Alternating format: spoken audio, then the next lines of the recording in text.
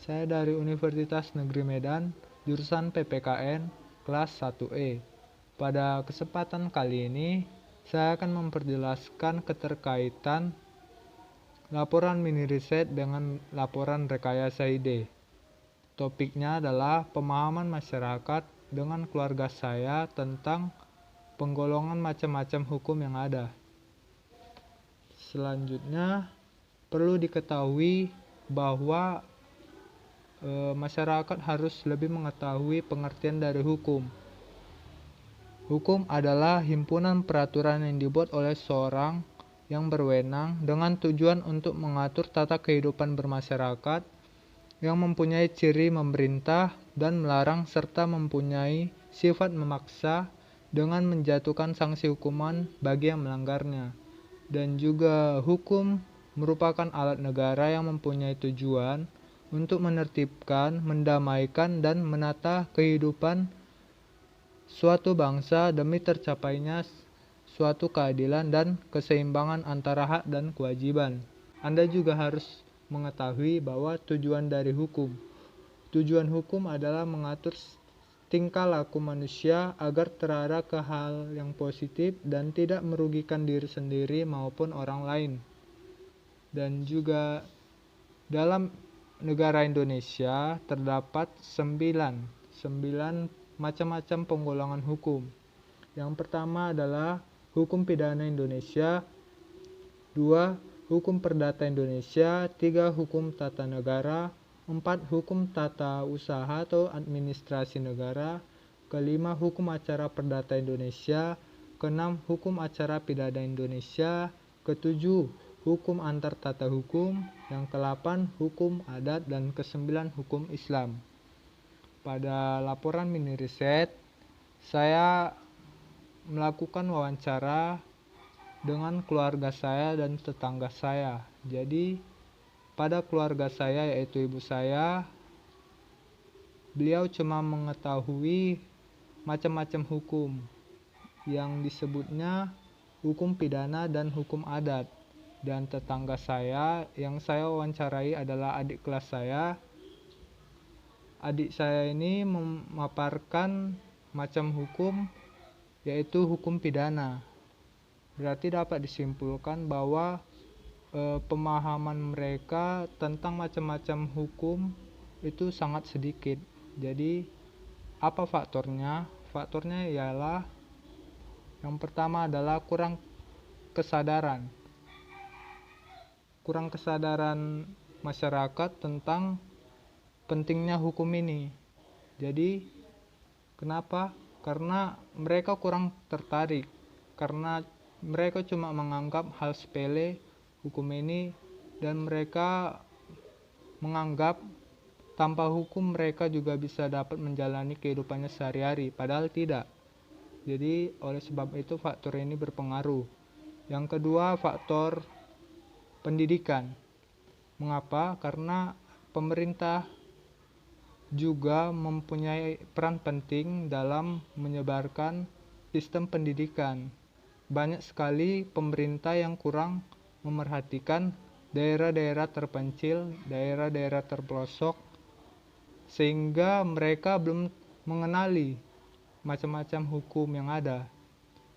Oleh sebab itu, pemerintah merupakan faktornya. Dan juga peranan guru. Guru harus memberikan pengetahuannya lebih mendalam kepada peserta didiknya, supaya peserta didik tersebut mengenali dari usia dini sampai hingga dewasa. Serta juga faktor media sosial. Banyak sekali masyarakat pada zaman sekarang itu kurang memanfaatkan media sosial yang ada. Padahal dengan media sosial yang ada, kita dapat menyebarkan dan memberitahu kepada masyarakat yang lain tentang macam-macam hukum.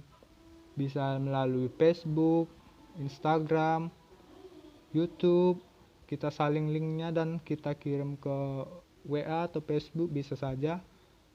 Mereka kurang memanfaatkan.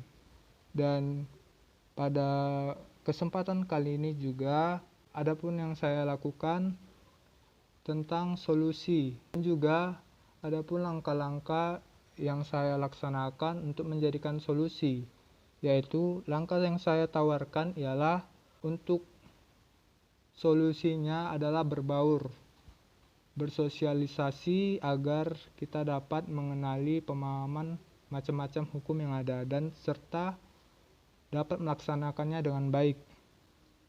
Dan juga pendidikan.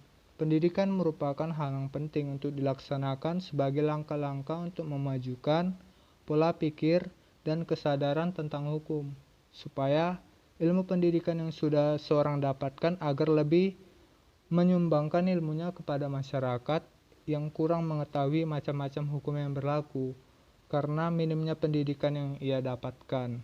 Lalu, media massa atau media teknologi.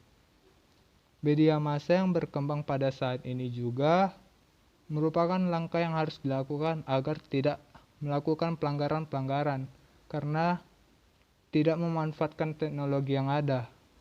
Diutamakan kepada masyarakat dengan teknologi yang ada pada saat ini untuk lebih digunakan ke hal positif karena akan dapat membentuk kesadaran masyarakat lainnya supaya mengurangi konflik-konflik permasalahan yang akan datang. Baik, kesimpulannya adalah hukum adalah peraturan yang berupa norma dan sanksi yang dibuat dengan tujuan untuk mengatur tingkah laku manusia, menjaga ketertiban, keadilan, dan mencegah terjadinya kekacauan. Sebab oleh itu, kita semua sebagai masyarakat harus mengenali pemahaman dan kita harus menambah rasa ingin tahu tentang macam-macam penggolongan hukum yang ada. Serta kita dapat untuk lebih melaksanakannya dengan baik, tidak memanfaatkan media sosial untuk ke hal yang negatif, melainkan memanfaatkannya ke hal yang positif. Oleh sebab itu, jikalau tidak ada hukum, maka masyarakat akan melakukan sesuka hatinya dan tidak memandang hukum itu menjadi suatu hal yang penting.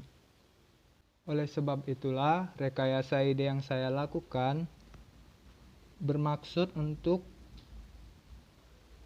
dapat masyarakat memahami dan mengerti hukum yang ada supaya lebih dicerna dan dipahami melalui sumber-sumber teknologi yang ada pada saat ini seperti di Google, Facebook, Instagram, dan lain-lain. Dan semoga solusi yang saya kemukakan dapat berpengaruh dengan baik untuk masyarakat lainnya. Baik, sekian dari penjelasan saya pada kesempatan kali ini.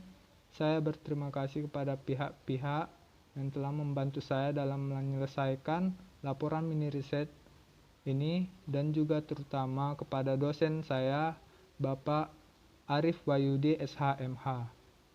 Sekian dari penjelasan saya, kurang lebih saya meminta maaf jika ada kesalahan kata. Terima kasih atas perhatiannya. Salam sejahtera bagi kita semua.